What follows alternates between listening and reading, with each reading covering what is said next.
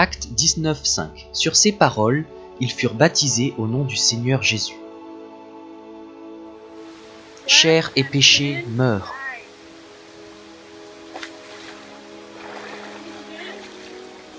Meurs avec Christ, ressuscite avec Christ. Voilà, viens Saint-Esprit, Saint-Esprit viens et délivre-la. Meurs avec Christ. Acte 19:6. Lorsque Paul leur eut imposé les mains, le Saint-Esprit vint sur eux, et ils parlaient en langue et prophétisaient. Esprit Saint, encore.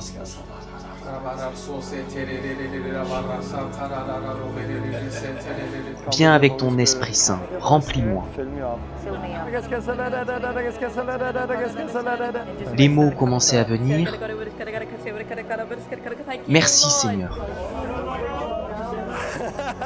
Qu'est-ce que je faisais? Quoi? Qu'est-ce que je faisais? Que faisais-tu? Tu priais en langue.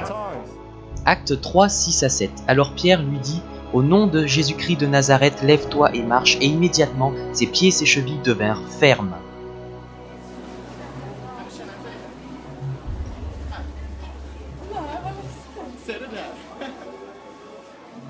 Ça fait mal? Non. Pas du tout? Non. Au nom de Jésus, je te remercie. Amen. C'est fait? Alléluia! Plus d'un mois et elle est choquée. C'est Jésus. J'avais déjà vu ces choses-là à la télévision. Et je n'y croyais pas, mais aujourd'hui j'y crois. Parce que cela m'arrive. Douleur part maintenant. Faites ceci. Maintenant, levez-vous. C'est bon? Oui? Oui. Merci, Père. Amen. Essayez de sentir. Pouvez-vous sentir la différence? Vraiment, je n'ai plus mal. Waouh! Dieu merci pour la guérison, car la douleur va partir. Sentez votre tête. Non, je ne ressens aucune douleur, frère.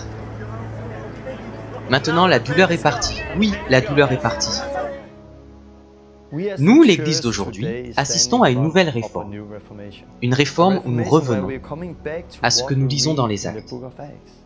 Si vous regardez l'Église actuelle, elle est complètement différente de ce que nous lisons dans les Actes. Parce qu'il y a 2000 ans d'histoire, pendant lesquelles l'Église a été changée maintes fois. On peut constater que l'Église dans les Actes était un corps vivant. C'était un corps de croyants qui était guidé par l'Esprit Saint. L'Église était un mouvement de disciples. Le christianisme s'est déplacé en Grèce et est devenu une philosophie.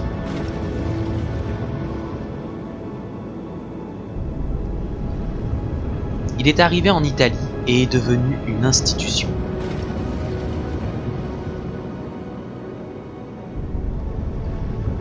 Il est arrivé en Europe et est devenu une culture.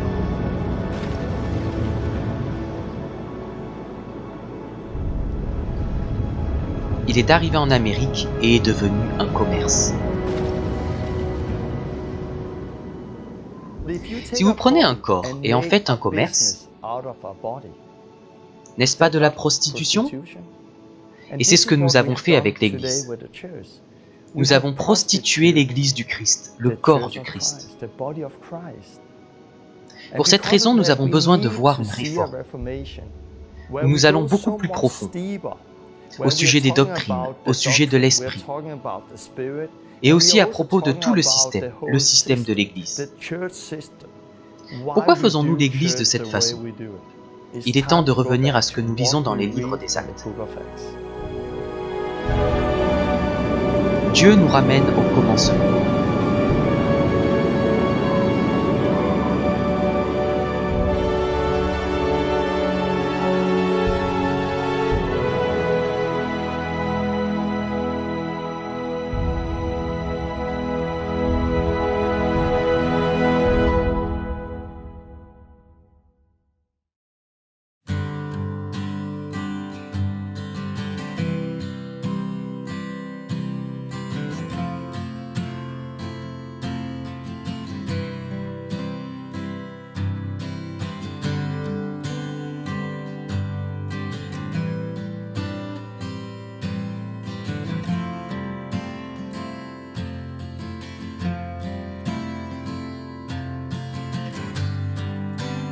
mighty God we serve. What a mighty God we serve. Angels bow down. Heaven and earth adore Him. What a mighty God we serve. What a mighty God we serve. Angels bow down. Heaven and earth adore Him.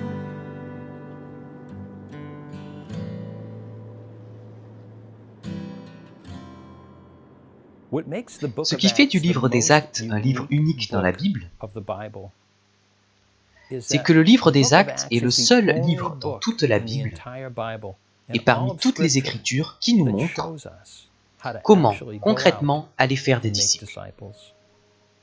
Si vous lisez les évangiles qui conduisent au livre des Actes, ce qui est intéressant, c'est que bien que ces livres furent écrits à une époque, environ 30 ans après la crucifixion, mais la période de temps couverte se situe avant la crucifixion. Donc nous n'y voyons pas la plénitude de la vie chrétienne, car Christ n'était pas encore mort, il n'avait pas encore été enterré, ni ressuscité et n'avait pas envoyé son esprit. On ne voit donc pas dans les évangiles comment ils sont partis faire des disciples. Le Saint-Esprit n'avait pas encore été envoyé, et nous n'avions pas encore le pouvoir de partir et de réussir à faire cela. Je pense que cela contribue beaucoup à la peur aujourd'hui, pour ceux qui ne connaissent pas le Saint-Esprit. Car Jésus leur a dit d'aller et d'attendre. Il dit, « Quand mon esprit viendra, vous recevrez une puissance. Et alors vous serez mes témoins. » C'est réel, c'est vraiment réel. Amen, c'est réel.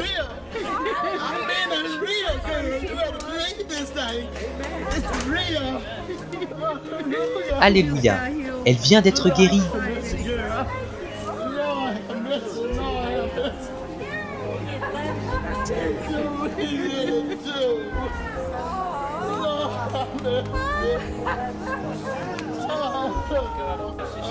Jésus est incroyable. Merci Jésus.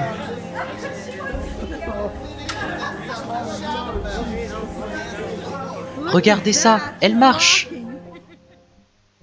Dans beaucoup d'églises, il y a une pancarte sur le mur où il est écrit « Jésus est le même hier, aujourd'hui et à jamais ». Nous, aujourd'hui, en tant que croyants, croyons que Jésus est le même hier, aujourd'hui et à jamais. Mais s'il est le même, le Saint-Esprit est aussi le même. Et si le Saint-Esprit est le même, ce que nous lisons dans les Actes devrait aussi être pareil. Par le pouvoir de Jésus-Christ, elle guérit maintenant. Cet homme vient de guérir cette dame. Il est bouleversé. C'est fait, c'est terminé. C'est fini les pleurs. Je marchais comme ça car je ne pouvais pas aller plus vite. Et maintenant,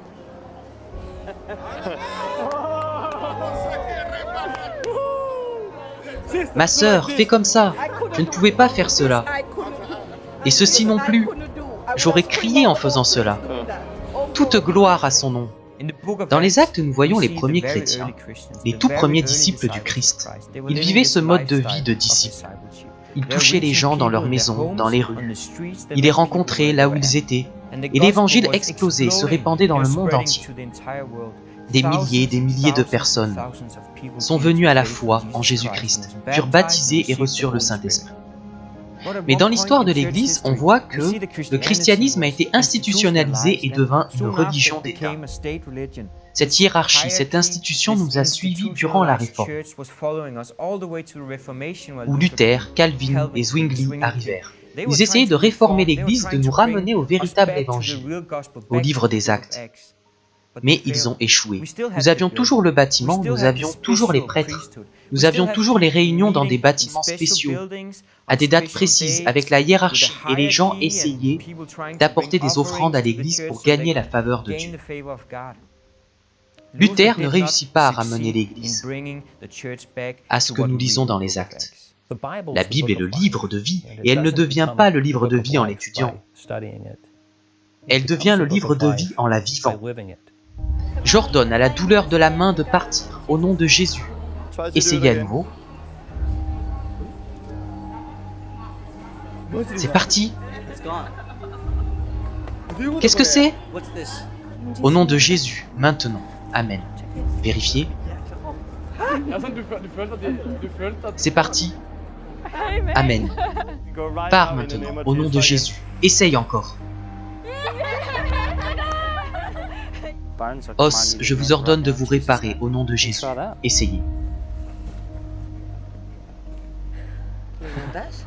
C'est semblable au Reiki? Non, c'est Jésus. Jésus, pas le Reiki. Ce n'est pas l'énergie? Dieu? Non, ce n'est pas l'énergie. Merci Jésus.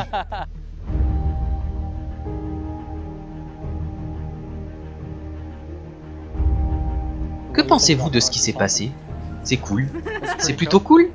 Nous sommes nés, arrivés sur Terre avec un but, celui de chercher et de trouver Dieu. Le problème, c'est qu'on ne le cherche pas. Et de ce fait, on ne le trouve pas. Avez-vous entendu parler de Jésus? Nous vivons 2015 ans après Jésus-Christ. Dieu est réel et il nous appelle à être ses disciples, pour témoigner et montrer au monde qu'il est vivant. Le 5 avril 1995, je me suis repenti. J'ai reconnu que j'étais pécheur et j'ai donné ma vie à Jésus.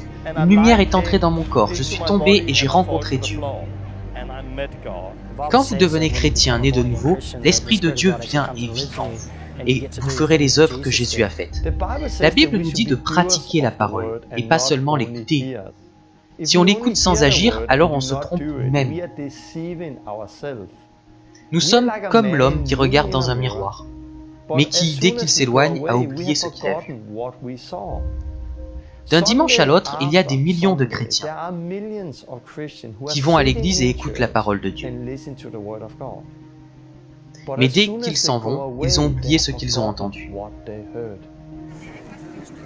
Toute douleur doit partir maintenant, au nom de Jésus.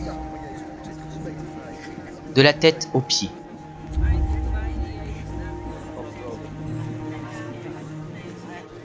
Vous ne pouviez pas faire cela avant? Non. C'est comme ça depuis 2005. Il vit!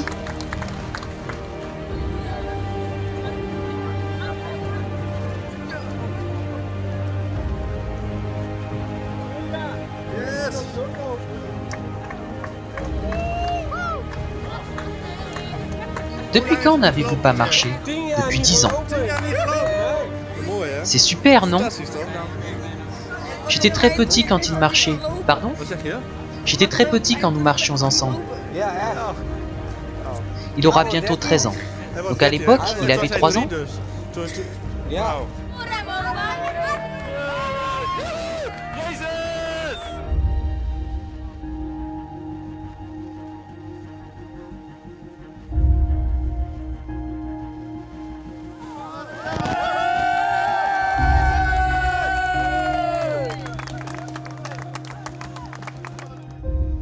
J'ai une maladie des muscles. On va prier pour cela. Où est-ce? Dans tout mon corps.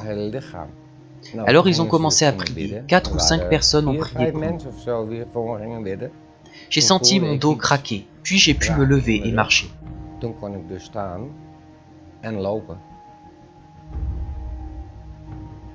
J'attendais le médecin qui arriva. « Bonjour monsieur, comment allez-vous » J'ai dit « Bien ». « Qu'est-ce que j'ai entendu » Alors je me suis levé. Il a dit « Que s'est-il passé » Ne me demandez pas, demandez à Dieu là-haut. Il a dit « Puis-je vous féliciter? J'espère que cela va continuer. »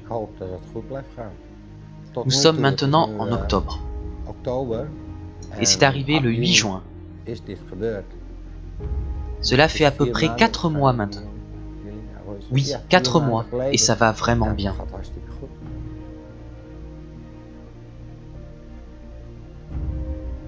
En tant que pasteur, ces 2 dernières années, j'ai eu une faim spirituelle. Je lisais le livre des Actes. Et j'étais en colère à cause de la façon dont les choses se passaient dans le livre des Actes, et je ne les voyais pas se produire dans mon église, ou dans ma propre vie, ou chez les anciens, ou dans la structure de l'église. On ne sortait pas pour guérir les gens, on imposait les mains aux gens et on leur disait de rentrer. Et peut-être qu'ils iraient mieux, mais ce n'était pas sûr. Mais ce que je lis dans les Actes, c'est que les apôtres sortaient et pratiquaient ces choses quotidiennement. J'ai vraiment senti que c'était ce que je voulais. Donc pendant 2 ans, j'ai eu faim de ces choses, croyant que c'est ce que j'étais appelé à faire. Mais je n'ai pas été capable de le faire. Le système de l'Église doit changer. Nous devons arrêter d'être une institution centrée sur les bâtiments et les services. Les gens sont assis dans ces églises année après année, en attendant qu'un pasteur particulier vienne et prie pour eux. Disant maintenant, vous avez l'onction. Vous pouvez partir et faire ceci ou cela pour Dieu. Ou ils restent assis là, espérant que quelqu'un les verra leur talent. Et ce n'est pas ce que la Bible nous dit de faire. Ce n'est pas ce que Jésus nous dit de faire. En 1995, je travaillais comme boulanger et ne connaissais rien de Dieu. Je ne connaissais rien de la Bible. J'étais un jeune Danois baptisé dans l'église luthérienne. J'ai été confirmé dans l'église luthérienne à 14 ans. Mais c'était la tradition, c'est le cas pour beaucoup de gens. Une nuit, j'ai levé les yeux et j'ai dit « Allez Dieu, es-tu là? Si tu es là, viens et prends-moi, je veux te connaître. » Peu de temps après, j'ai entendu l'évangile. Et le 5 avril 1995, à 9h30 le soir, je me suis repenti. Et j'ai donné ma vie à Jésus. Mais dès lors, j'ai commencé à aller à l'église. Je commençais à devenir comme les gens de l'église. Je pensais que c'était cela le christianisme. Rencontrer Dieu et puis aller s'asseoir tous les dimanches à l'église. Mais j'étais de plus en plus frustré. Il doit y avoir plus que seulement aller à l'église et être assis là pendant 2 heures tous les dimanches, à écouter quelqu'un prêcher. À un certain moment, j'ai commencé à lire le livre des Actes, à lire l'histoire des premiers chrétiens, comment ils vivaient. Ils ne faisaient pas la même chose que moi. Ils voyaient comment les vies étaient changées là où ils allaient. À cette époque, j'étais vraiment frustré parce que j'avais été chrétien pendant des années, mais je n'avais jamais guéri de malade, ni chassé de démons, jamais conduit quelqu'un à Christ. Je n'avais jamais expérimenté la vie de la première église que l'on décrit dans le livre des Actes. Aussi, un jour de grande frustration, j'ai dit « Dieu, je te donne tout, je veux voir cette vie. » Et puis j'ai commencé à voir cette vie de plus en plus. Mais le problème était qu'au début, il n'y avait personne qui pouvait me former. Il n'y avait personne comme Jésus quand il a dit « Viens et suis-moi et je te ferai pécheur d'hommes. Viens et suis-moi, je te montrerai comment guérir les malades, comment prêcher l'évangile. Je vais te former et te montrer comment être efficace dans le royaume de Dieu. » Personne n'a fait cela. Mais ce qui est différent maintenant, c'est que nous commençons à faire des disciples. Si nous prenons ce que nous avons appris et le donnons à la prochaine génération de disciples et qu'ils continuent à partir de là, puis le partage à la génération de disciples suivante, alors en très peu de temps nous aurions des disciples qui marcheraient autour de la terre ressemblant exactement à Jésus, faisant les mêmes œuvres que Jésus et même de plus grandes, parce qu'il est allé chez le Père.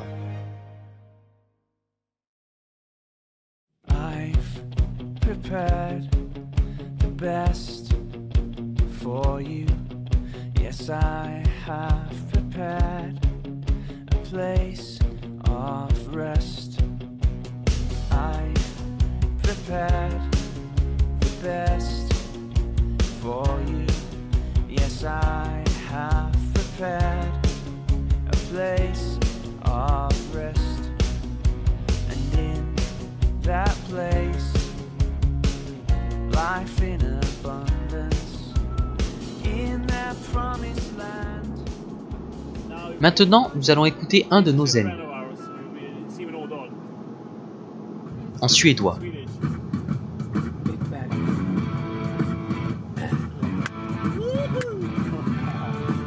La Suède en force, mon gars! Père, je prie que nous allons conquérir l'Europe, le Danemark, la Norvège et le monde entier pour toi.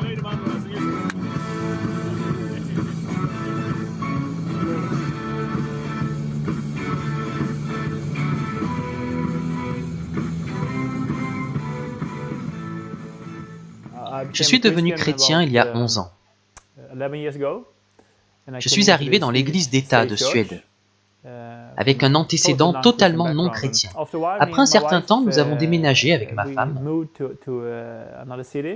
et nous sommes arrivés dans une très grande église. On en est devenus les leaders d'un important travail de proximité. Nous devions être un exemple, mais je n'avais jamais conduit quelqu'un à Christ. Je n'avais jamais baptisé quelqu'un moi-même. Je n'avais jamais vu quelqu'un pour lequel j'ai prié être guéri.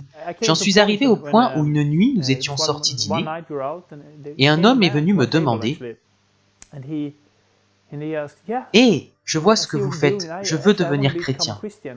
Comment dois-je faire ?» Ma réaction fut « Ok, je viens te chercher demain et on va ensemble à l'église. » Donc je l'ai amené à l'église et je l'ai conduit au pasteur qui l'a conduit au salut. Mais cela m'a fait réagir, j'ai compris que quelque chose n'allait pas. Car je lisais beaucoup la Bible, j'ai été à l'école biblique pendant 2 ans. Je sais ce que dit la Bible et j'étais celui qui était supposé faire ces choses. J'étais celui qui était supposé imposer les mains aux malades et ils seraient guéris. J'étais celui qui était supposé baptiser les gens et je ne le faisais pas. Quelque chose n'allait pas. J'ai commencé à penser, peut-être qu'ils mentent, peut-être que ce qu'ils disent n'est pas vrai. Donc j'ai commencé à sortir. Tous les matins, je me réveillais et priais le Seigneur. Et quelquefois, il pleuvait, neigeait, mais je sortais car je pleurais vraiment vers le Seigneur. Je veux te connaître, je veux la vraie vie. Un jour, j'étais au travail et je lisais un journal chrétien. Il y avait un petit article à propos d'un Danois qui était dans un centre commercial en Suède et priait pour des malades qui étaient guéris. Je me suis dit, quoi? J'avais déjà vu ce genre d'article, mais ça a touché mon cœur et j'ai senti que c'était Dieu. Je l'ai donc appelé et il m'a répondu, c'était un homme ordinaire comme moi. Je lui ai raconté mon histoire et il a pensé que c'était incroyable, que nous devions nous rencontrer. Donc j'ai réuni des amis et nous sommes allés au Danemark. Il nous a demandé, pourquoi êtes-vous venu au Danemark? On a répondu, nous voulons voir des guérisons. Puis il a dit, ok, dans 15 minutes environ, vous verrez la première personne être guérie. J'ai pensé, ouais, je ne pouvais pas le croire. Comment cela peut-il faire partie de ma vie? Nous sommes sortis et avons été vers un groupe de gens, d'environ 25-30 ans. Une des femmes avait un problème au genou depuis plusieurs années. Il m'a dit d'imposer les mains sur son genou et d'ordonner à la douleur de partir. Je me suis presque évanoui, j'étais si nerveux. Je n'avais pas la foi, je crois que j'ai dit « Ok, je le fais ». Donc je l'ai fait et elle a presque sauté. Quoi? Et elle a été guérie. Et tout le monde était là, cela a bouleversé mon univers. J'ai réalisé que c'était vrai. C'était suffisant pour moi. J'ai prié pour une personne et puis je suis parti seul. Nous, les chrétiens, sommes appelés à faire des disciples. Un mot que nous avons commencé à utiliser est « démarrage ». C'est comme avec une moto, vous voulez faire marcher le moteur, vous démarrez. Et quand la moto a démarré, vous pouvez aller partout. De la même manière, nous devons être démarrés pour faire les œuvres que Jésus nous a appelés à faire. Quand par exemple nous démarrons des chrétiens pour faire les guérisons, nous les emmenons dans les rues et leur demandons de nous suivre. Et puis on leur montre comment faire. Quand ils l'ont fait une fois, ils peuvent recommencer. Vous avez des douleurs dans tout le corps, surtout dans les jambes? Oui, je vais prier, vous verrez. J'ordonne à toute douleur de partir maintenant. Sois guéri maintenant, dans tout ton corps. J'ordonne à toute douleur de sortir du corps immédiatement, dans tout le corps maintenant. Je prie pour la guérison maintenant, au nom de Jésus. Amen. Essayez de bouger. Essayez de sentir.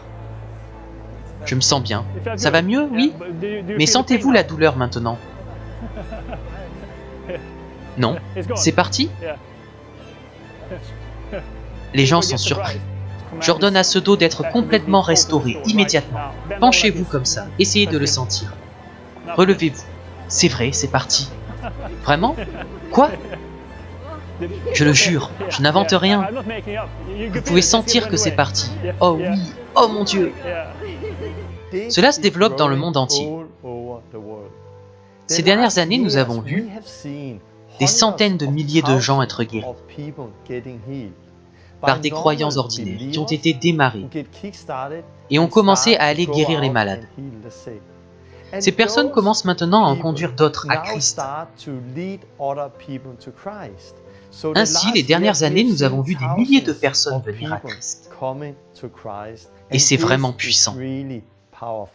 Je suis venu à Stockholm et j'ai rencontré ce frère. Et il était là avec un groupe de gars et sa femme était là aussi.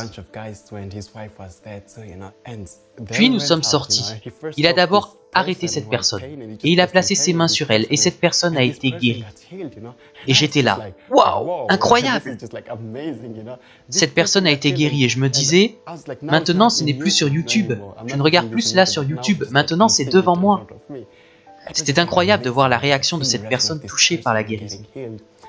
Ce qui s'est passé ensuite, c'est que cette dame est venue avec une douleur à l'estomac. L'homme qui m'avait démarré dit « Maintenant c'est à toi de prier, pose ta main et commande à la douleur de partir. » Donc j'ai posé ma main et j'hésitais, mais j'ai posé ma main et j'ai ordonné « Au nom de Jésus, douleur, va-t'en. » J'ai retiré ma main et soudain, vous auriez dû voir la tête de cette femme. Comment avez-vous fait ça? Quoi? C'est une blague? Non, on ne plaisante pas. C'est réel et c'est la raison pour laquelle nous le faisons. Non. C'est fou. Jésus vous a guéri, pas moi. Waouh, je n'ai jamais vu une telle chose auparavant. C'est comme si maintenant mon rêve devenait réalité. C'est vraiment le plus beau jour de ma vie. Faire partie de ce que j'attendais depuis si longtemps. De retour chez moi, j'étais rempli de joie. J'étais assis dans le bus et je rentrais chez moi. Quand je suis arrivé, je ne pouvais pas m'asseoir ou rentrer à la maison. Je suis allé faire un tour en ville et j'ai prié pour les gens. Le même jour, et j'ai rencontré ces jeunes filles. J'ai prié et elles ont été guéries immédiatement.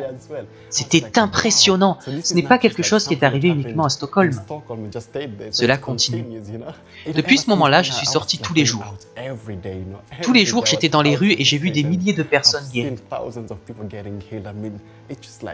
Cela m'a transformé. Cela m'a complètement changé. C'est incroyable.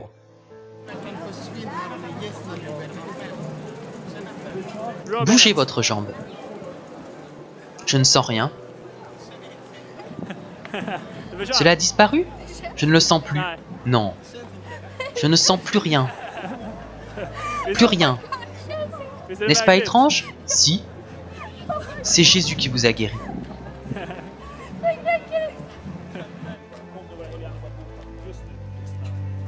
Penchez-vous et essayez de le sentir. Ça a marché, Denis. Essayez, essayez. Comment est-ce maintenant? C'est parfait. Toute la douleur est partie, complètement partie.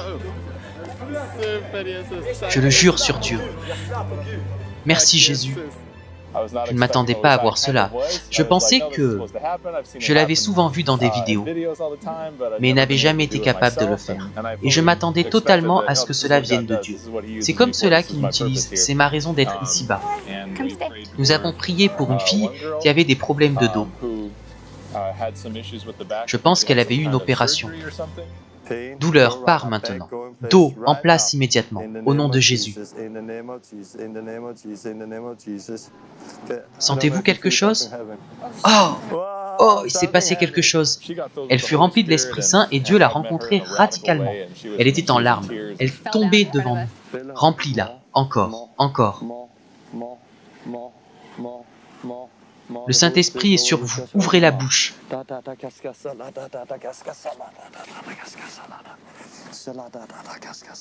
Esprit Saint, encore, remplis-la. Vous venez d'être baptisé, rempli de l'Esprit. Il est là, il est là. C'est le début de quelque chose de nouveau pour vous. C'est un nouveau départ. Dieu, merci pour la liberté, merci pour ce nouveau départ. Sa famille était présente, sa belle-sœur et ses enfants étaient totalement en paix, comme si tout était normal. Les gens passaient à côté, et je me souviens d'avoir pensé, c'est génial ce qui vient d'arriver à cette fille. Elle n'avait aucune idée de ce qui lui arriverait aujourd'hui. Elle s'est relevée et on pouvait voir qu'elle était changée. Dieu l'a changée du tout au tout. Je vais bien, Lilia. C'est bon. Bien mieux que OK. Bien mieux que seulement OK. Dieu est vivant. Il veut nous montrer qu'il est vraiment pour nous. C'est Dieu, c'est à l'extérieur. Pas dans une belle église, mais Dieu est là. Il veut faire partie de notre vie. Il veut faire partie de votre vie. Puis nous sommes partis de là. Et nous avons prié pour un gars nommé Danny. D'abord, on a demandé à un autre gars s'il avait mal. Il a dit non, et puis Danny est venu. Oui, on a demandé à un homme assis sur un banc si on pouvait prier. Il a répondu non, ça va. Et un certain Danny a dit oh, j'ai très mal au dos. Depuis combien de temps? Depuis 10 ans. En fait, cela faisait 5 ans qu'il avait mal au dos. Alors on lui a dit c'est bien, assis-toi. Il s'est assis. Et une jambe était plus longue que l'autre, d'1,5 centimètre. Jambe, délie-toi et grandis maintenant, au nom de Jésus. Voilà. Oui. Oh, il y a un mouvement. Vous avez senti? Ça a bougé entre vos mains. Quelque chose a sauté quand elle a poussé. Danny, essayez de vous lever et sentez votre dos maintenant. C'est plutôt bien. C'est parti? Oui. 15 ans, et c'est parti. Oui, 5 ans. Oh, et c'est parti maintenant? Qu'avez-vous ressenti? Je ne sais pas, je me suis senti bien. C'est la première fois qu'il fait cela. C'était génial, et en cherchant d'autres gens, nous avons décidé d'acheter des glaces. Nous sommes entrés et tu as parlé à la dame derrière le comptoir. Oui, une femme derrière le comptoir a demandé ce que nous faisions et d'où nous venions. Alors on lui a expliqué, nous faisons un tour et prions. Je suis de Houston et nous sommes avec des gens de partout. Et nous prions pour les gens. Elle a dit, vraiment? Je lui ai parlé de Danny. Elle a répondu, oh mon Dieu, je veux rencontrer ce gars. Bon, on a pensé qu'elle parlait de Danny qui venait de guérir. Je ne sais pas où il est, désolé. Elle dit, quand il revient pour prier, dites-le moi. J'ai pensé, c'était moi, je suis là. Donc oui, je reviendrai, juste une minute. Puis elle est venue et a enlevé sa chaussure. C'est cette cheville. Elle a ouvert son cœur et j'ai pu continuer à prier pour elle. Cela allait de mieux en mieux. Je me retourne et il y a 4 ou 5 personnes qui disent « J'ai mal, pouvez-vous prier pour moi ?» C'est comment? Que faites-vous? Ce n'était pas moi, mec. J'avais mal. Je me mens pas, je mens pas. C'est parti complètement. Allez, sautez, sautez. Je peux sauter maintenant. Que faites-vous? C'est Jésus. Baissez-vous.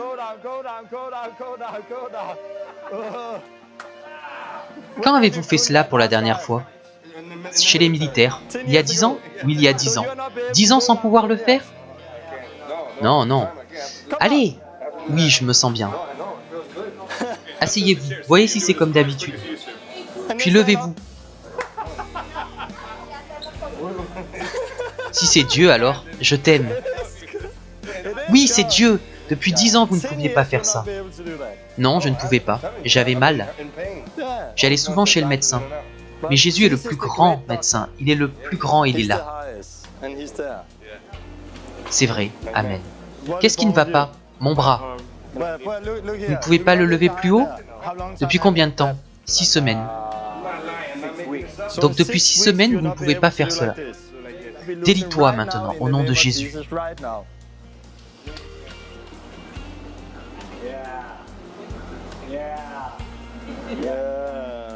Ça y est. C'est à vous, gardez-le. Avant, vous ne pouviez aller que jusqu'ici?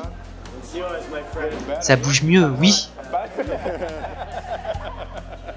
Ça va. Levez les mains. Top là.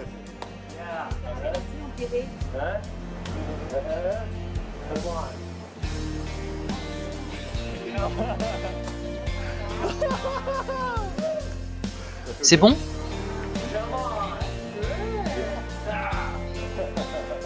Maintenant, on sait à quoi s'en tenir.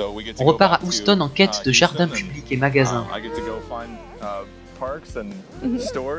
Ou dans une pizzeria, ce n'est pas hors limite pour Dieu. Oui, c'est comme une rouquine élevée en Asie qui pense « Il doit y avoir autre chose dans la vie, tout le monde se ressemble. » Puis elle part pour l'Irlande. Voilà, ça y est, enfin, des gens comme moi. C'est ce que je ressens. Oh, c'est la vie. Ok, ça va. C'est ce que je voulais et maintenant je peux aller le faire. Oui, on est vraiment excités de rentrer et je pense aux gens, aux voisins qui n'ont aucune idée de ce qui va leur tomber dessus. Parce que ça y est, mon Dieu, je peux le faire.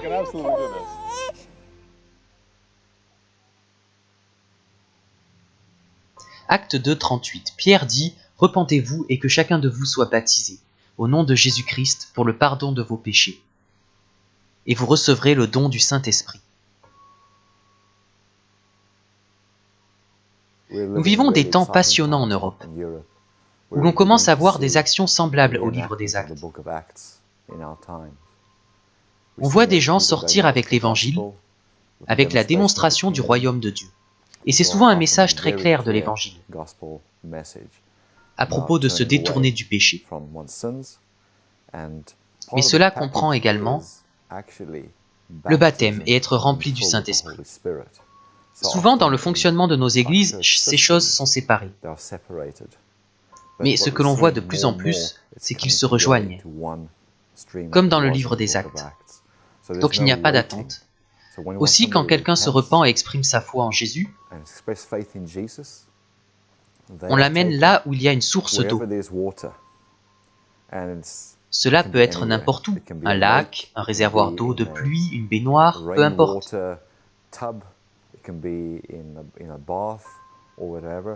Les gens sont baptisés immédiatement et en même temps remplis par le Saint-Esprit. Les premiers mots qui sortirent de la bouche de Jésus furent « Repentez-vous, le royaume de Dieu est proche ». Aujourd'hui, nous sommes appelés à prêcher la repentance. C'est comme si cette notion avait été perdue dans l'Église actuelle. Nous parlons de la foi, mais nous ne parlons pas de repentance. Nous avons presque peur de parler du péché. Mais nous sommes appelés à parler du péché. Nous sommes appelés à prêcher la repentance. Nous devons expliquer ce qu'est le péché. Nous devons dire que ces personnes qui continuent à pécher vont mourir. On doit parler du péché avant de dire que Jésus était l'agneau de Dieu, venu pour enlever notre péché. Car si l'on ne parle pas du péché, à quoi leur servira Jésus? Où allez-vous après la mort? Je vais avec Dieu au ciel. Pourquoi? Parce que...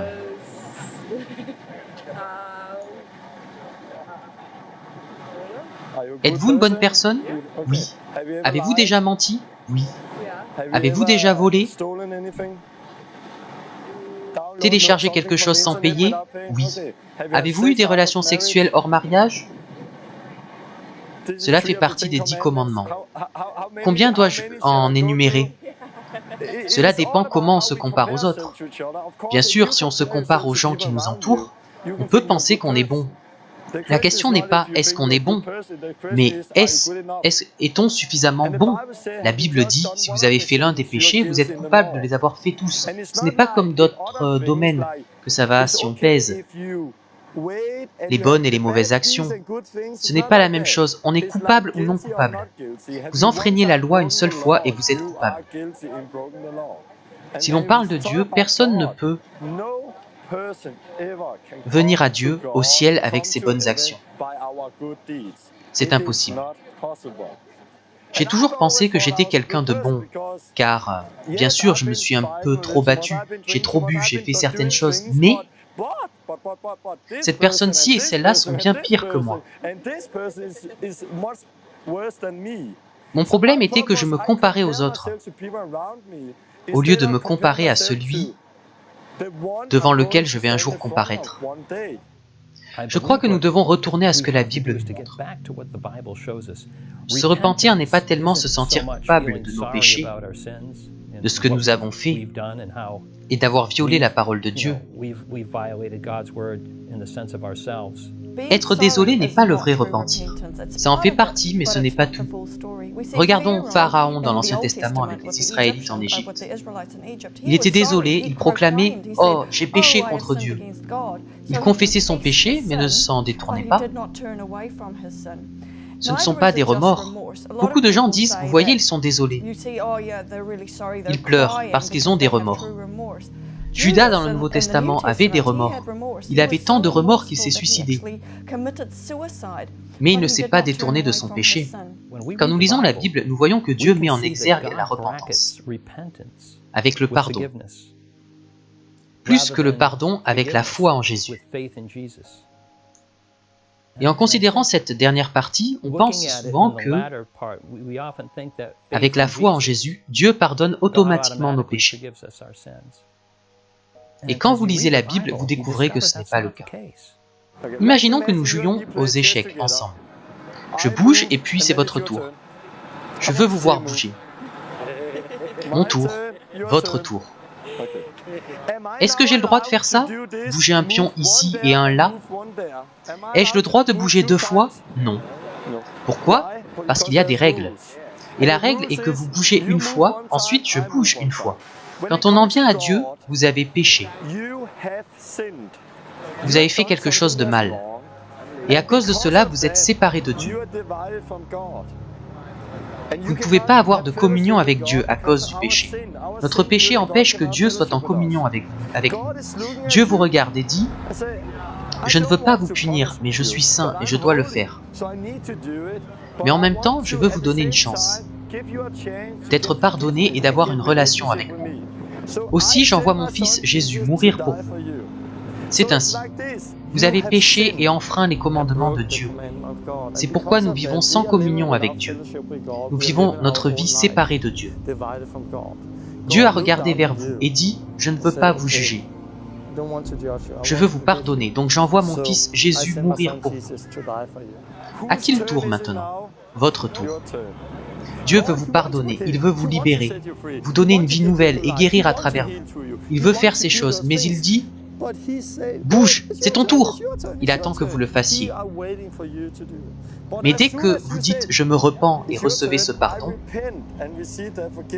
dès que vous faites cela, Dieu va vous pardonner. Il faut bien comprendre cela, car il y a plein de gens, et j'étais aussi comme ça. Comme vous, je croyais qu'il y avait un Dieu, mais dans mon esprit, dans mon univers, je pensais, quand ce sera le moment, il viendra à moi, cela dépend de lui. Il est grand, il peut le faire quand il veut. Et je lui ai donné la responsabilité. Un véritable et profond repentir exige une action. Ce n'est pas juste un mot ou quelque chose que nous pensons. Le vrai repentir est non seulement la réalisation que vous avez péché contre un Dieu saint, mais aussi que vous lui confessiez vos péchés. Vous lui montrez vos remords. Vous vous détournez de cette vie pécheresse et vous commencez à vivre sa vie. Le mot repentir dans la Bible est métanoïa, qui veut dire penser à nouveau. Et Dieu veut que nous pensions à nouveau, à nos vies et comment nous avons vécu. Si nous devons repenser à Dieu et comment nos péchés l'affectent, alors Dieu aussi doit repenser à ce qu'il pense d'eux.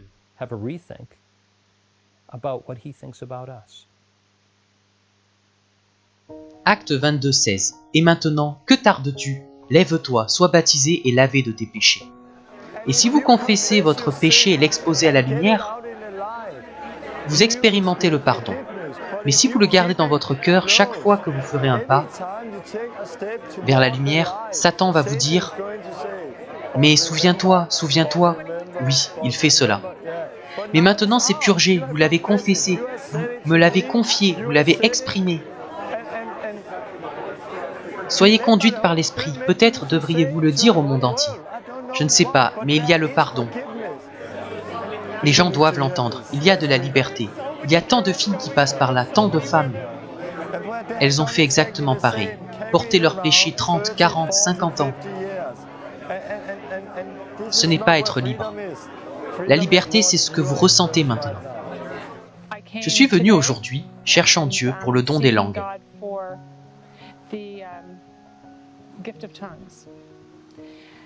Et pour tous les domaines de ma vie où j'ai besoin de délivrance. Ce week-end, Dieu m'a délivré.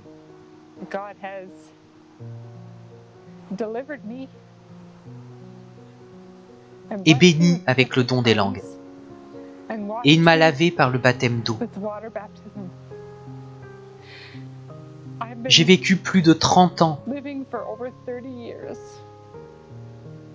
avec la honte et l'embarras, comme un secret.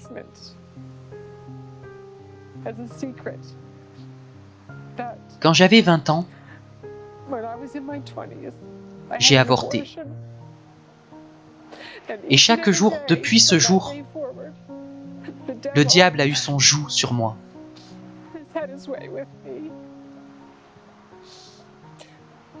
J'ai aussi cherché Dieu en regardant les vidéos de Torben.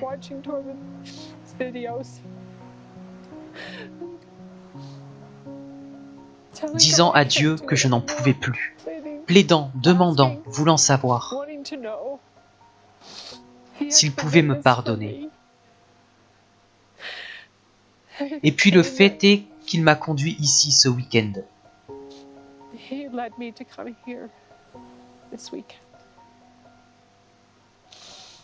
Je me sentais dirigé vers Torben, comme si Dieu avait des choses à me dire par son intermédiaire.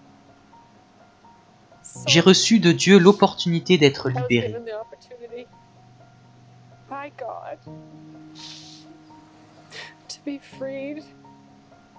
Délivré de cette douleur. Après 30 ans, je suis libre. Merci Jésus, merci.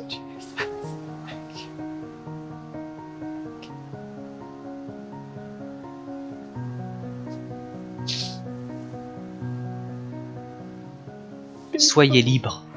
Quand j'avais 20 ans, Dieu aide-moi. J'ai avorté et depuis ce jour,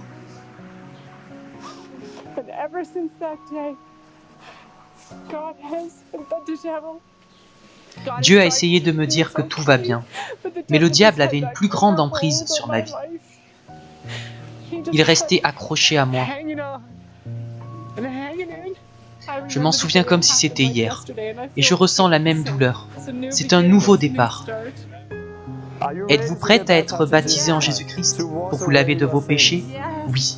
Sur votre propre foi, nous vous baptisons en Jésus-Christ. Mourez avec Christ, ressuscitez avec Christ.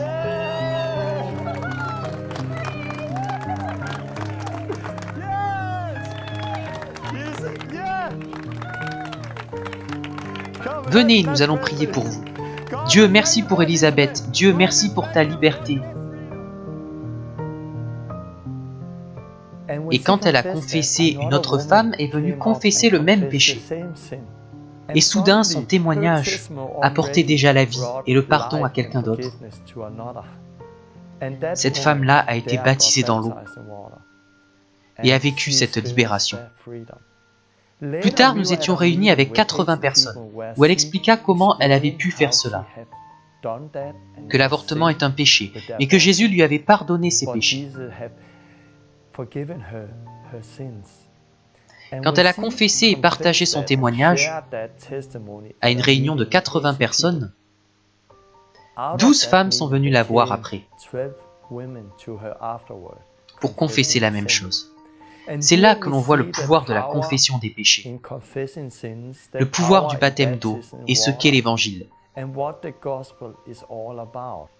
Celui qui croit et est baptisé sera sauvé, a dit Jésus.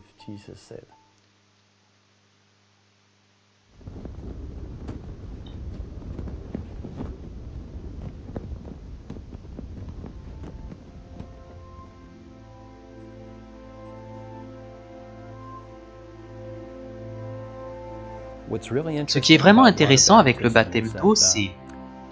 Je crois qu'à travers le temps et la tradition, nous regardons aujourd'hui le sacrement différemment, alors que la Bible nous montre ce qu'est réellement le sacrement. Souvent, on regarde le sacrement comme le signe extérieur de la vie intérieure. Ce qui est intéressant dans cette définition, c'est que cela touche le spirituel et le physique. Et cela sépare complètement ces deux aspects. Et le résultat est que l'on voit le baptême simplement comme un cérémonial, qui n'a aucune connexion avec le domaine spirituel.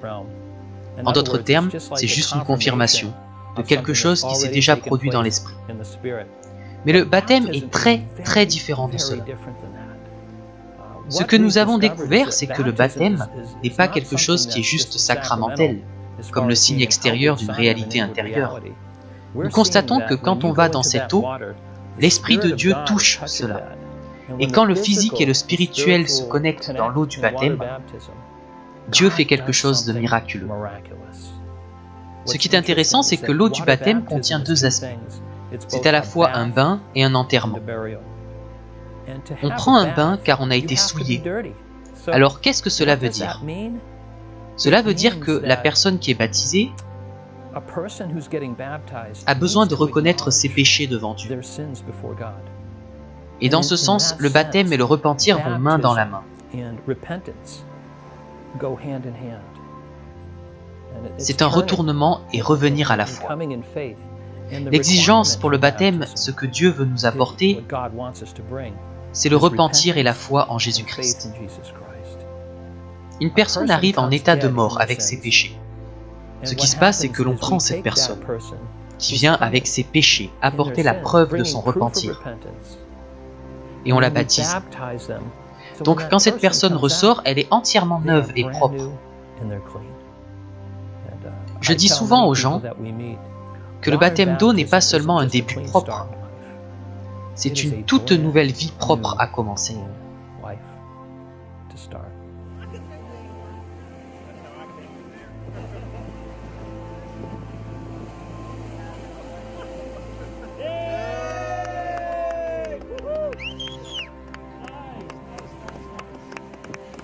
Laissez-le sortir, encore, encore.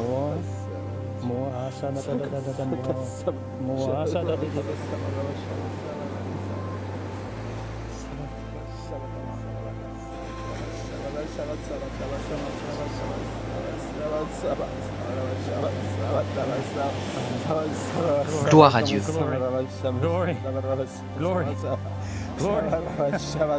Jésus, nous te louons. Merci Jésus. Merci Jésus, merci Jésus. Merci Jésus. Merci Jésus. Merci Jésus. Nous louons ton nom. Merci Jésus. Merci Jésus. Comment vous sentez-vous? J'ai senti que quelque chose sortait de... C'est l'eau de vie jaillissante qui monte en vous. Et Dieu exprime cela par votre bouche.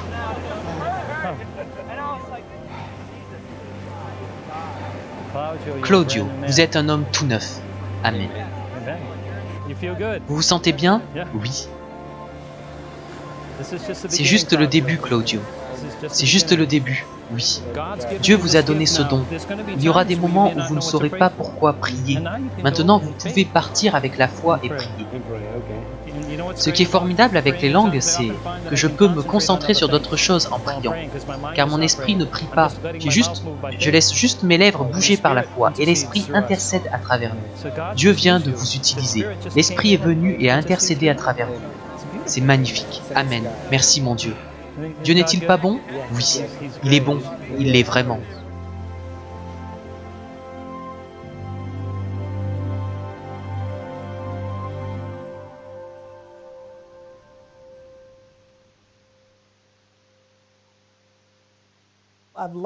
J'ai appris quelque chose aujourd'hui.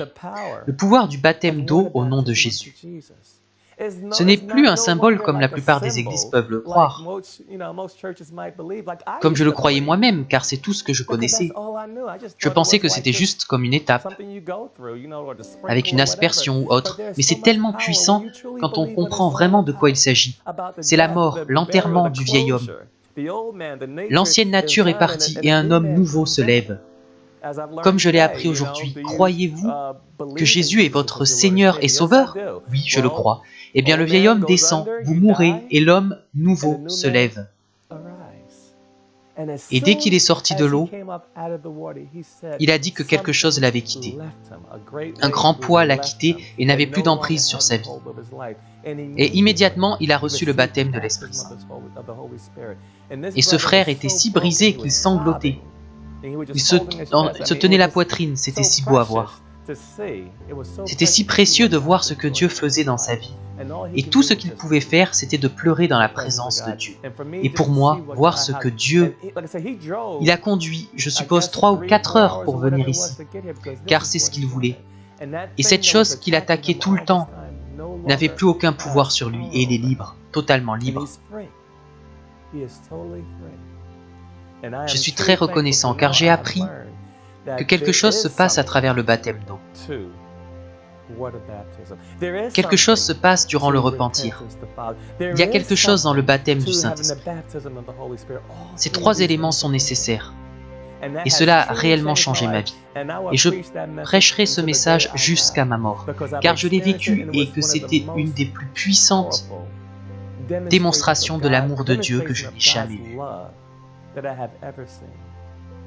La raison pour laquelle nous voyons ces choses se passer maintenant, c'est parce que quand le vieil homme meurt, les démons perdent leur emprise. Ils ne peuvent plus tourmenter un homme mort, car le vieil homme meurt. Et quand vous sortez de cette eau, vous êtes une nouvelle créature. Un homme nouveau qui porte ses vieux vêtements. Quand Jésus marchait sur la terre, il prêchait la repentance. Il prêchait que les gens doivent renaître d'eau et d'esprit. Mais il ne pouvait pas à cette époque baptiser les gens en son nom. Il ne pouvait pas baptiser les gens avec le Saint-Esprit. Mais après la crucifixion, quand Pierre se leva à la Pentecôte, on entend l'évangile complet pour la première fois quand il dit « Repentez-vous, soyez baptisés pour la rémission de vos péchés, et vous recevrez le Saint-Esprit. »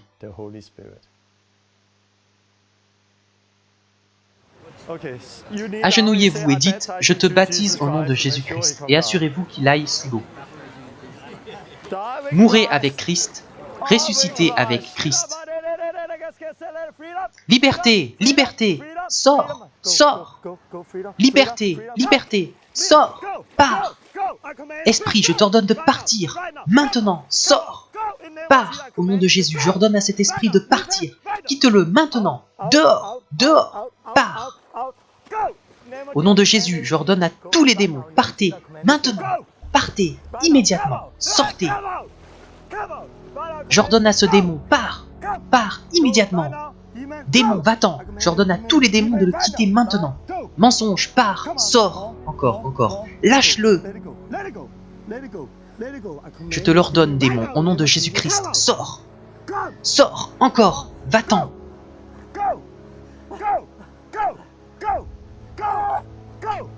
Au nom de Jésus, je commande aux derniers de partir. Partez au nom de Jésus, tous les démons, sortez. Maintenant, quittez-le, quittez-le.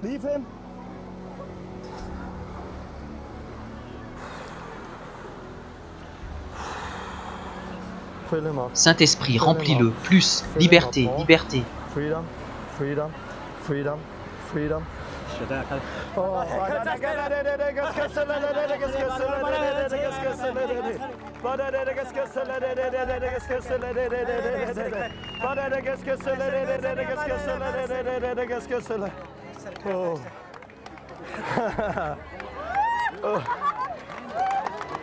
C'est réel.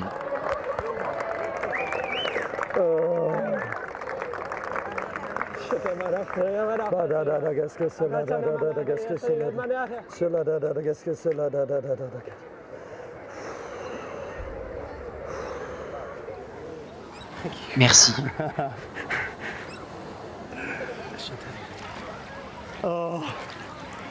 C'est réel! Si vous voulez lire un livre à ce sujet, je vous en recommande un.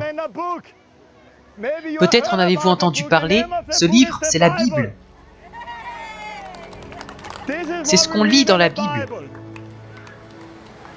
Il a été libéré et puis le Saint-Esprit a repris le dessus. Ce n'est pas seulement une image, c'est vrai. Et si cette chose est vraie dans la Bible, qu'en est-il du reste? Chaque mot est vrai du début jusqu'à la fin. Alléluia. Mon ami.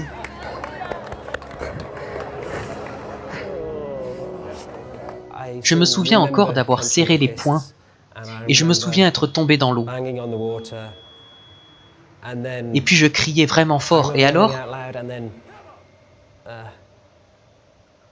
il y a eu de l'agitation, quelque chose s'est passé. Je ne savais pas que c'était moi, je ne savais pas ce qui se passait. J'avais les yeux fermés et puis j'ai ouvert les yeux et j'étais dans une position différente de celle d'avant. Je regardais et Torben était par là. Et j'étais tourné dans cette direction, alors qu'avant j'étais tourné par là. Je n'ai pas vraiment compris pourquoi.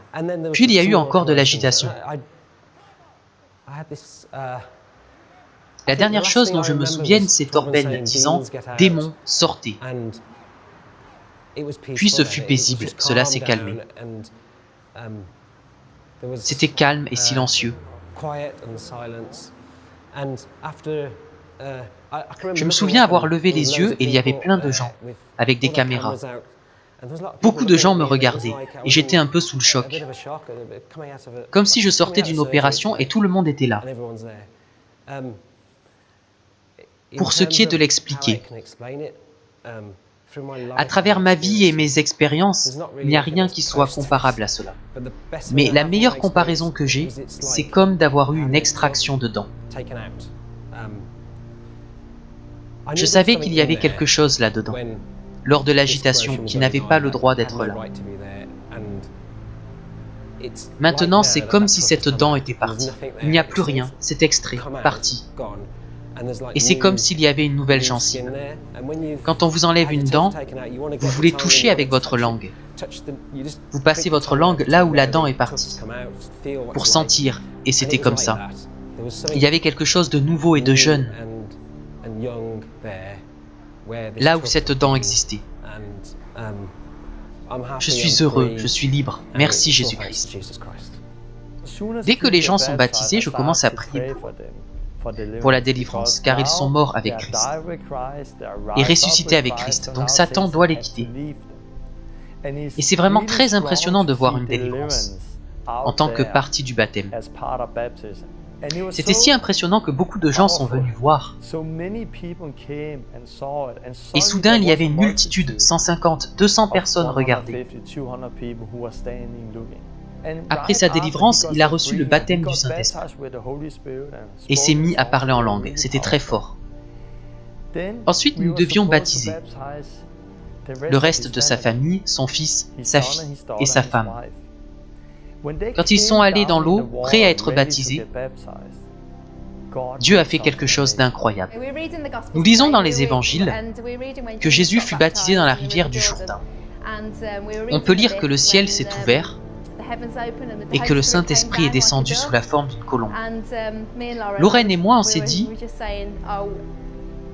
prions pour qu'une telle chose arrive aujourd'hui, que nous voyions un signe dans le ciel lors de notre baptême.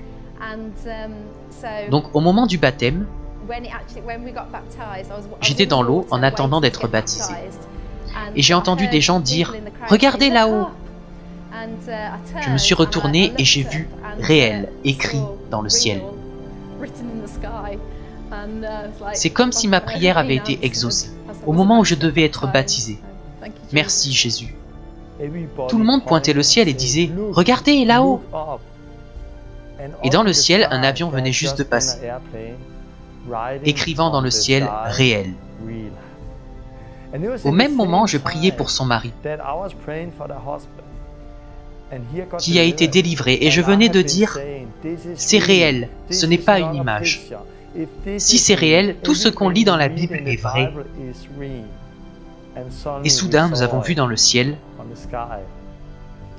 que Dieu avait écrit « réel ».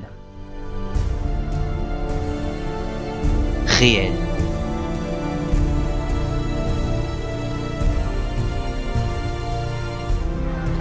Thorben, regarde! Oui, j'ai vu. Oui, je le vois.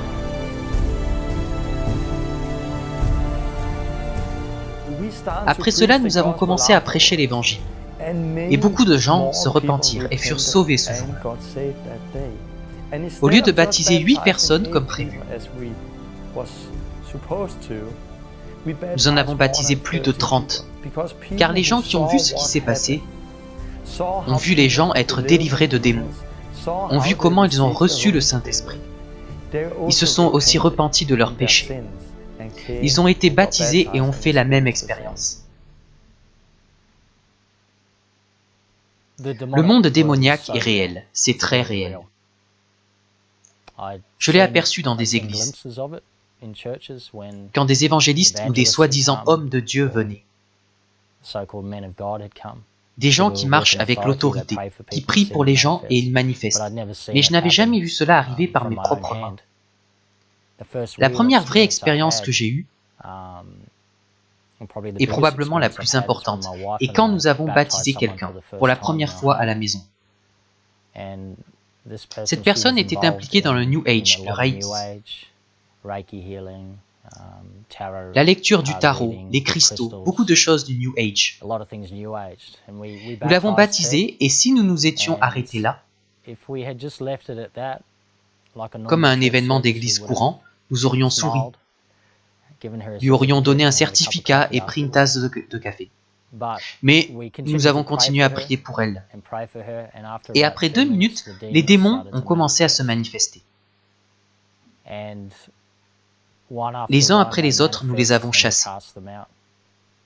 Ce fut l'expérience la plus réelle, la plus radicale que je n'ai jamais eue. Cela m'a ouvert les yeux sur le combat. C'est un combat. On ne nous dit pas seulement que c'est une bonne idée. Nous sommes ordonnés par Jésus de chasser les démons. Nous avons reçu la responsabilité de délivrer les gens au nom de Jésus. Pourquoi y a-t-il un combat? Parce que Satan n'est pas content. Mais maintenant, elle va sous l'eau et puis elle va remonter et vous allez voir une libération et une nouvelle vie. Agenouillez-vous, n'ayez pas peur. Allez, agenouillez-vous. Je ne peux pas. Si, vous pouvez, vous pouvez. Au nom de Jésus, vous pouvez, vous pouvez. C'est une vie nouvelle. Satan est un menteur. Il a menti et il ne veut pas que vous donniez tout à Jésus-Christ. Car lorsque vous vous donnez, il va vous libérer. Et Satan va perdre et il ne veut pas cela. Vous pouvez. Mes genoux ne veulent pas se plier. Baissez-vous au nom de Jésus. Elle veut, mais ses genoux ne veulent pas se plier. Elle ne peut pas se baisser. Il y a un combat en cours. Au nom de Jésus, Dieu merci. Descendez au nom de Jésus. En bas, descendez au nom de Jésus. Au nom de Jésus, au nom de Jésus, descendez, descendez, descendez. Au nom de Jésus, descendez. Êtes-vous prête à être baptisé au nom de Jésus-Christ? Donc sur votre propre foi, nous vous baptisons en Jésus-Christ. Descendez, mourrez avec Christ, ressuscitez avec Christ. Liberté, liberté, Satan, va-t'en, quitte-la immédiatement. Sors, sors, quitte-le, pars. Sors, va-t'en, immédiatement. Lâche, lâche. Va-t'en, au nom de Jésus, j'ordonne à cet esprit de religion. Pars maintenant, au nom de Jésus. Pars, pars, pars, au nom de Jésus. Va-t'en, maintenant. Pars, pars. Sors, au nom de Jésus, sors. Pars, maintenant, sors. Toute colère, toute peur, partez maintenant, au nom de Jésus. Sortez, maintenant, sortez, sortez.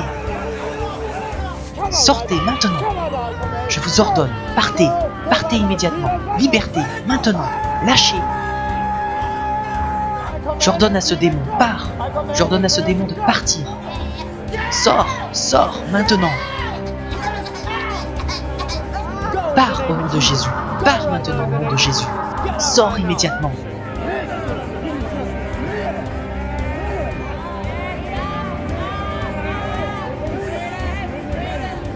Pars, pars. J'ordonne à chaque démon de le quitter maintenant. Sortez. Partez maintenant au nom de Jésus. Sortez, sortez immédiatement. Partez, partez, partez au nom de Jésus. J'ordonne à tous les esprits, quittez-le. Maintenant, maintenant, sortez. Partez, partez, partez immédiatement au nom de Jésus. Sortez, sortez.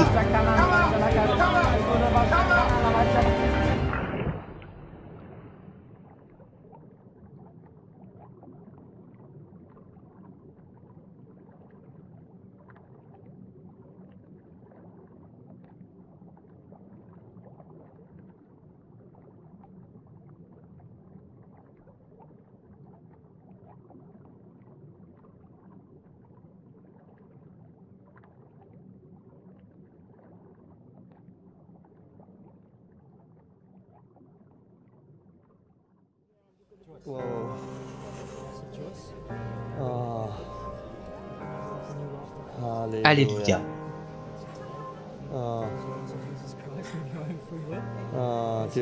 Ressentez-vous une libération?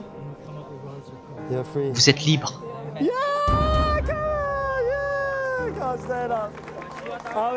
Comment est-ce?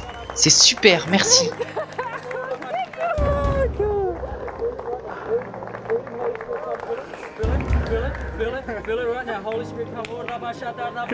Allez, une nouvelle vie.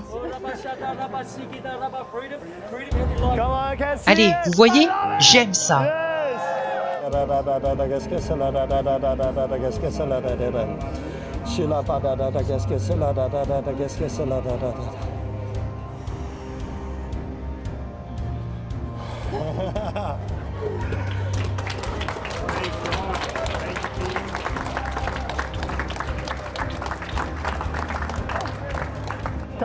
Allez les amis, vous voyez?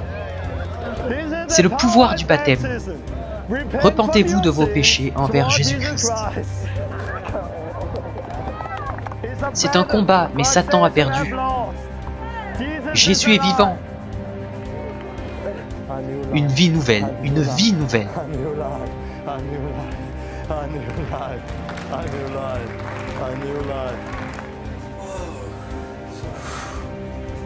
La liberté, oui, loué soit le Seigneur, loué soit Jésus. Merci de la remplir du Saint-Esprit. Merci, merci. Amen. Amen.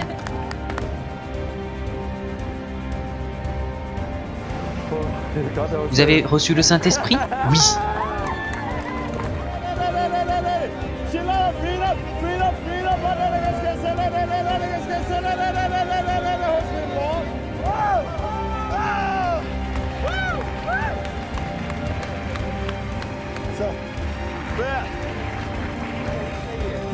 Il n'a jamais parlé en langue auparavant.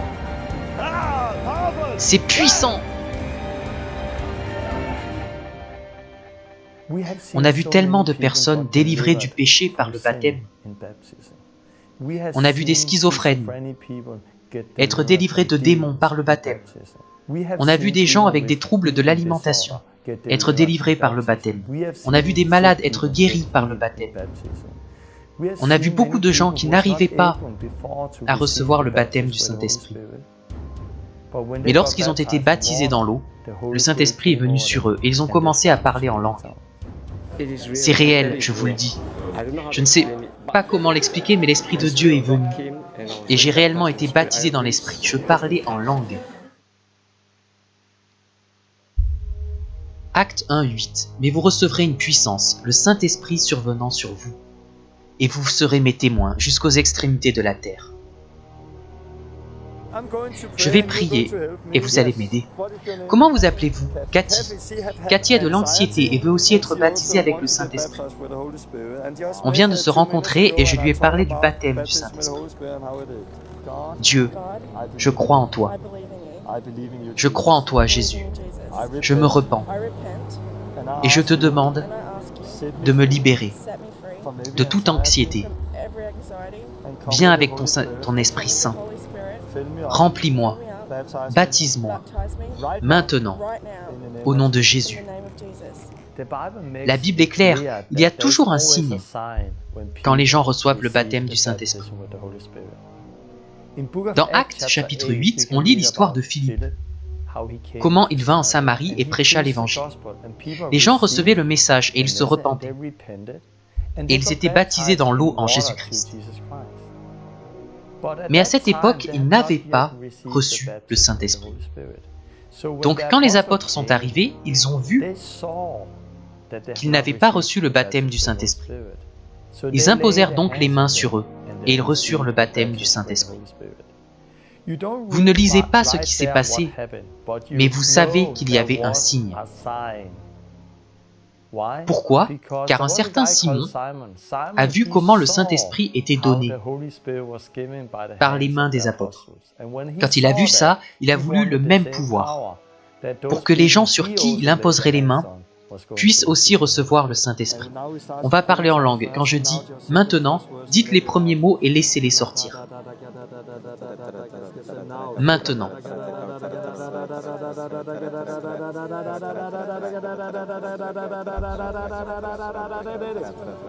Saint-Esprit, liberté, libération maintenant. Libération maintenant, libération, libération. Saint-Esprit, la liberté. Liberté maintenant, viens avec ta force maintenant. La force, la force.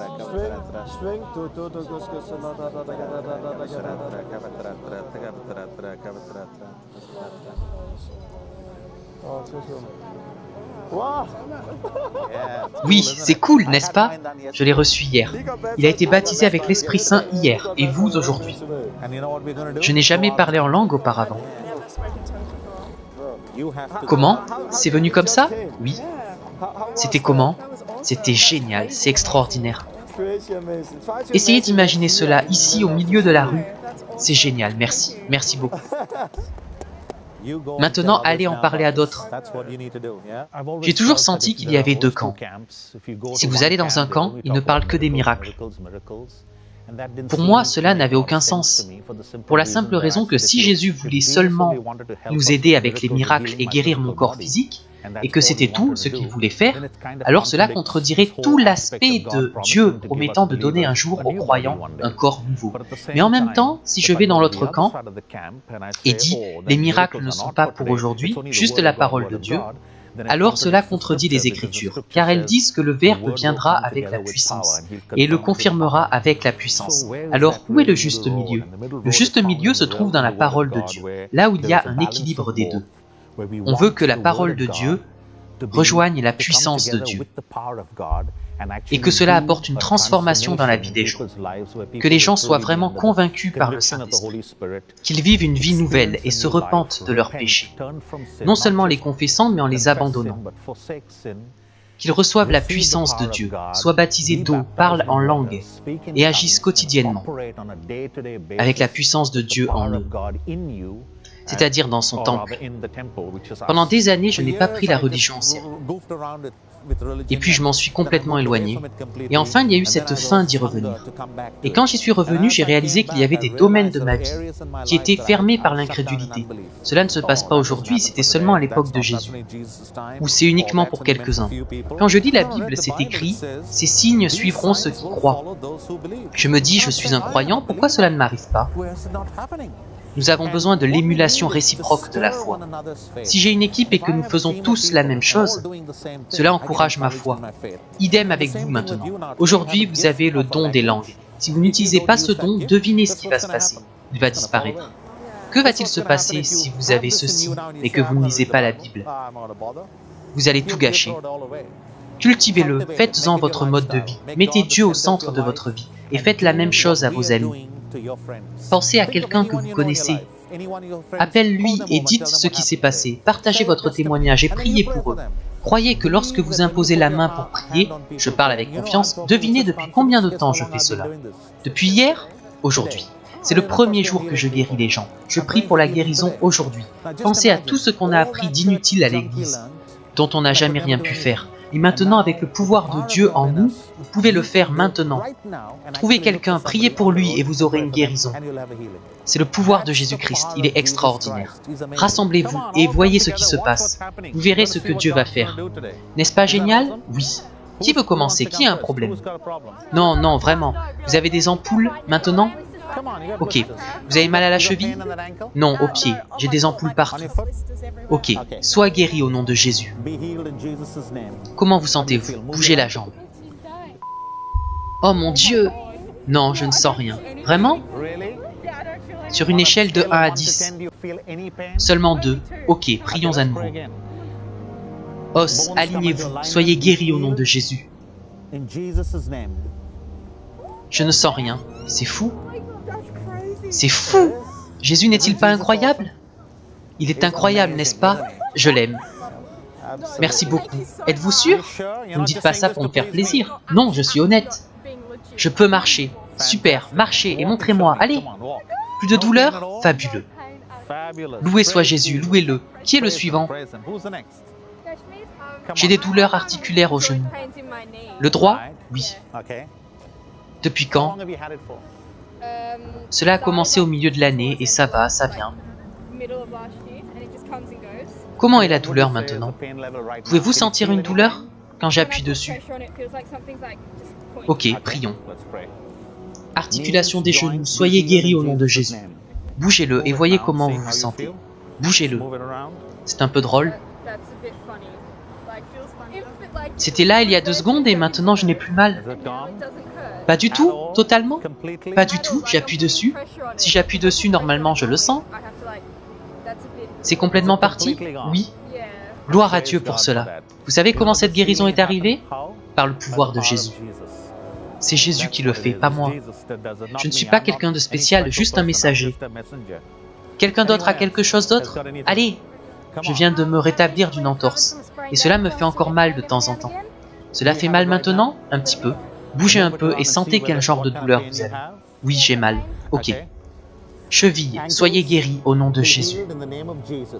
Bougez votre cheville. C'est une sensation bizarre. Allez, marchez un peu. C'est si! N'est-il pas incroyable? Je suis aussi étonné que vous, car vous savez quoi? Je suis un nouveau chrétien, je viens d'être baptisé dans l'eau. Je viens de recevoir le baptême du Saint-Esprit. J'ai parlé une langue étrangère comme la Bible le décrit. La Bible dit d'aller guérir les gens. N'écoutez pas les dénominations religieuses du christianisme. Cela, c'est n'importe quoi, ce n'est que de la religion. Les vrais disciples du Christ font ce que Jésus leur demande. Et c'est ce qu'on fait. Nous sommes des gens ordinaires. Simplement sortir et écouter ce que Jésus dit. Acte 19.2. Paul leur demanda, « Avez-vous reçu le Saint-Esprit quand vous avez cru ?» Que connaissez-vous de l'Esprit Saint et du baptême de l'Esprit Saint? Il intercède pour moi. Connaissez-vous le parler en langue? Oui, je l'ai vu quand j'étais plus jeune. Mais j'ai eu vraiment peur, je n'étais pas sûr de ce que c'était. J'avais très peu de compréhension de la Bible et de comment le Saint-Esprit fonctionne. C'était difficile pour moi de comprendre. Dans l'église où je vais, je n'ai pas encore vu cela. Dans Actes chapitre 19, nous lisons que Paul arriva à Éphèse où il rencontra des croyants. Il ne leur a pas demandé à quelle église ils allaient, car cela n'avait pas d'importance. Il leur a demandé, « Avez-vous reçu le Saint-Esprit quand vous avez cru ?»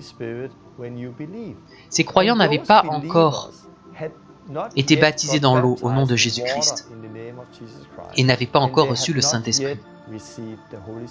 Alors Paul les a baptisés au nom de Jésus-Christ. Et quand il imposa les mains sur eux, ils reçurent tous le Saint-Esprit et commencèrent à parler en langue.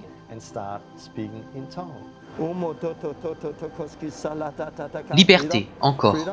Plus de liberté, maintenant. Dieu, merci de ton amour, merci pour ta liberté. Merci Saint-Esprit de la remplir, tu l'as remplie. Plus jamais la même, plus jamais la même.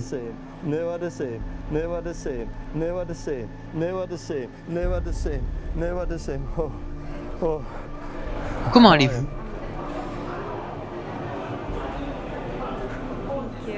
Avez-vous senti que Dieu...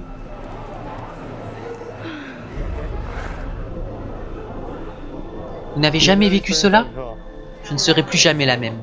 Et là, dans ce centre commercial, j'ai imposé les mains sur elle, et le Saint-Esprit est venu sur elle. Elle n'avait jamais eu cette expérience auparavant.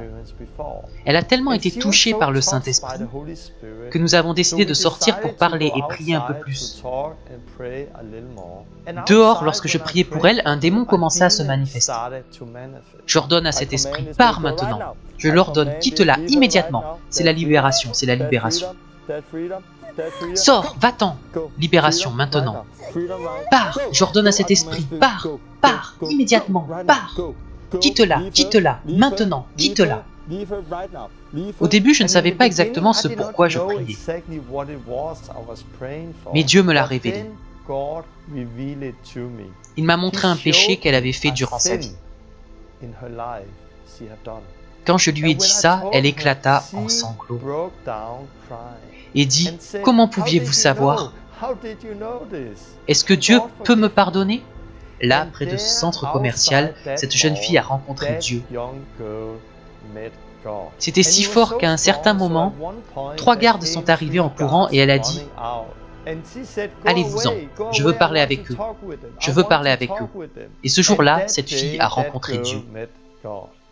Plus tard, elle est venue et nous avons prié pour elle. Et elle a été baptisée avec le Saint-Esprit et parla en langue. C'était très émouvant et quand il priait pour moi, je ne lui avais jamais mentionné cela auparavant, mais il m'a dit que je lui rappelais quelqu'un qui passait par la même chose.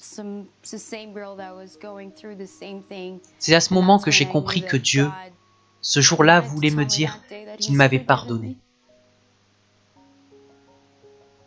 Même si je n'ai. Voulu me pardonner moi-même, car je pensais qu'il n'y a pas de pardon pour une telle chose. Mais ce jour-là, Dieu utilisa Torben pour me faire savoir qu'il m'aime et m'a pardonné ce que j'avais fait. Et il m'a permis de faire cette expérience. Je ne l'oublierai jamais et je ne serai plus jamais la même.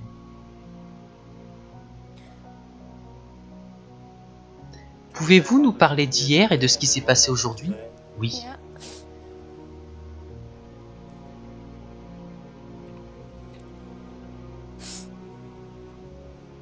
Désolée, je suis juste vraiment heureuse. Je pensais à cela hier. C'est vraiment le moyen de me le dire. Parce que j'étais fatiguée de chercher des réponses. Et je ne pouvais les trouver nulle part. Il y avait toujours quelque chose à l'intérieur de moi. Hier, ça s'est finalisé pour moi. Je suis réellement heureuse.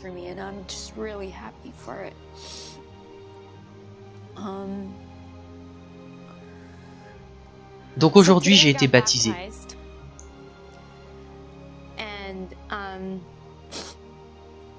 Après, je me suis sentie vraiment bien.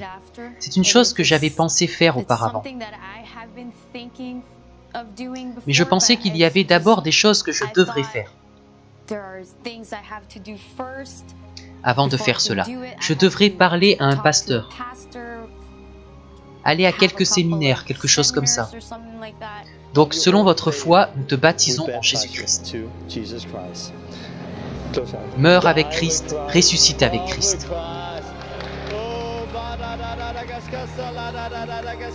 Dieu, merci pour Maria. Merci pour tout ce que tu as fait, Seigneur. Merci pour ce que tu as fait hier et aujourd'hui. Merci pour ce que tu vas faire dans le futur, Seigneur. C'est incroyable comment Dieu répond vraiment aux prières. Et comment il peut vous donner parfaitement en son temps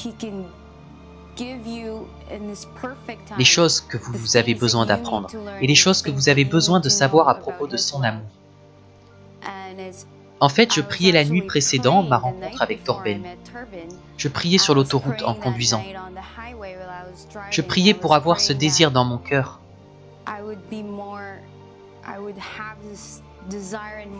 De le connaître, de l'atteindre et de tout lui donner. Mais que je ne savais pas par où commencer. J'ai senti que je m'étais tant éloigné qu'il n'était plus là.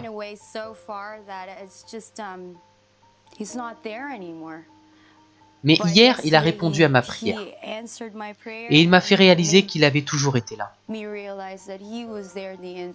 Il était là quand je pleurais, quand j'étais déprimé. La dépression m'a vraiment eu.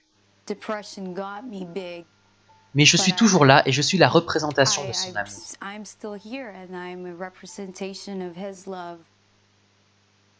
Je pense vraiment que quand l'Église retournera au vrai baptême, au véritable évangile,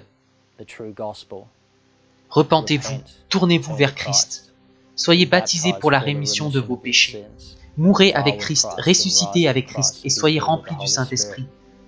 Cela changera le monde. Ce qu'on voit dans le livre des Actes, c'est une vie organique, dynamique avec Dieu. Ce n'est pas fondé sur la hiérarchie. Ce n'est pas basé sur des programmes ou des projets. Ce sont des gens qui suivent Jésus. En vivant le livre des Actes, nous voyons maintenant comment cela passe dans la vie. Maintenant, quand on regarde dans le parfait miroir de la parole de Dieu, où il est dit « La parole a été faite chair », cela se passe dans nos vies. C'est comme si nous faisions face à nous-mêmes en lisant les Écritures. Je vois des gens qui en ont marre de la structure. Je vois des gens qui en ont marre des traditions. Je vois des gens qui ne veulent accepter que la vérité. Presque tous les chrétiens du monde veulent voir un renouveau. Mais ma vision du renouveau était des anges où une lumière viendront du ciel et chacun serait touché. Et se réveillerait et alors il y aurait le renouveau. Mais aujourd'hui, on voit que lorsque tous les chrétiens de la planète commenceront à faire les choses que la Bible dit, que nous devons faire, sortir, guérir les malades, prêcher l'évangile, mener les gens en Christ, alors nous aurons un renouveau. Je crois que le renouveau est là depuis l'arrivée de Jésus il y a 2000 ans. Je crois vraiment que c'est la dernière réforme. La dernière réforme de l'Église. Tout ça est réel, c'est réel, vous pouvez le faire. C'est simplement le fait d'aller dehors et commencer à travailler dans les rues. On cache beaucoup de choses dans l'Église. Il y a beaucoup de servitude dans l'Église. Mais il faut y aller et le faire sur le terrain. Dieu est réel et nous appelle à être ses disciples, les disciples de Jésus, à montrer au monde qu'il existe. C'est réel. C'est réel, je vous le dis. C'est réel, c'est vraiment réel. C'est vraiment réel. C'est réel. Si ceci est vrai dans la Bible, qu'en est-il du reste? Chaque mot est vrai, du début jusqu'à la fin. Réel. C'est réel. Nous vivons à la fin des temps, où Dieu ramène son Église à la vérité, à la vraie vie que nous attendions, la vraie vie que nous lisions dans le livre des Actes, où le Saint-Esprit est le guide. Cela est en train de se passer dans le monde entier. Donc restons concentrés, continuons à faire des disciples et laissons Jésus construire son Église. Je crois que c'est la dernière réforme et ce n'est que le début.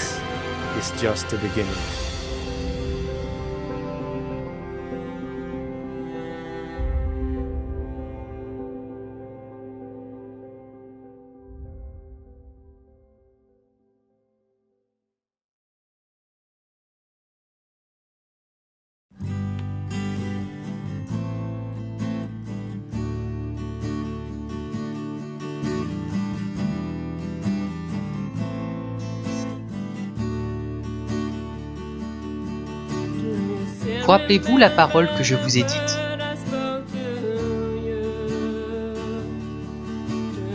Vous souvenez-vous du rêve que je vous ai donné?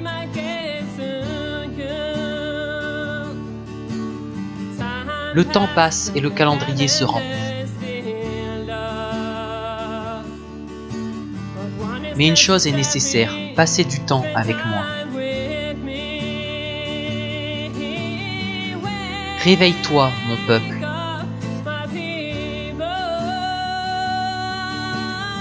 Je reviens bientôt.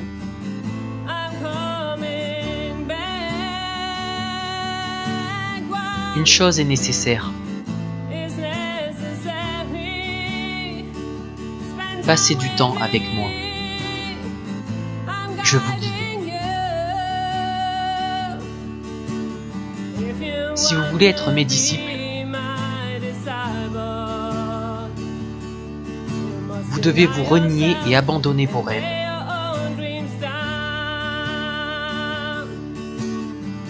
Suivez-moi, peu importe le prix.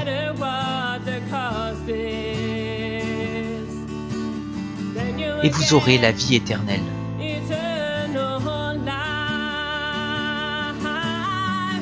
Réveillez-vous, mon peuple. Je reviens bientôt.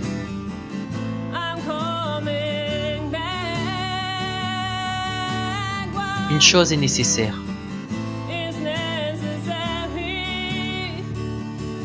Passez du temps avec moi.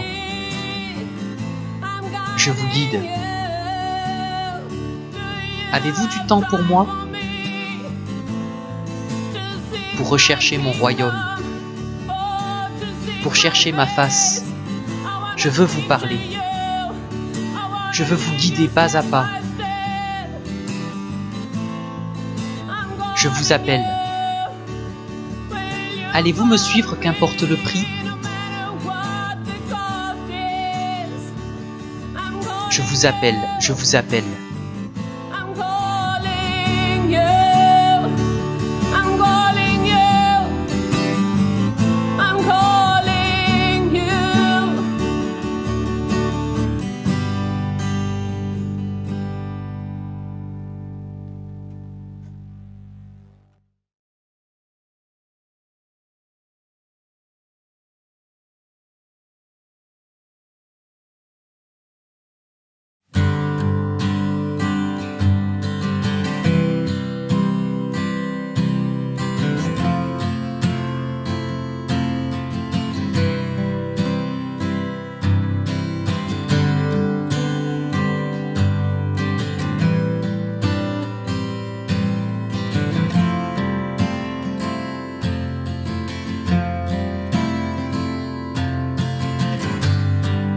What a mighty God we serve. What a mighty God we serve. Angels bow down. Heaven and earth adore Him. What a mighty God we serve. What a mighty God we serve. Angels bow down. Heaven and earth adore Him. What a mighty God we serve. What a mighty God we serve. Angels bow down.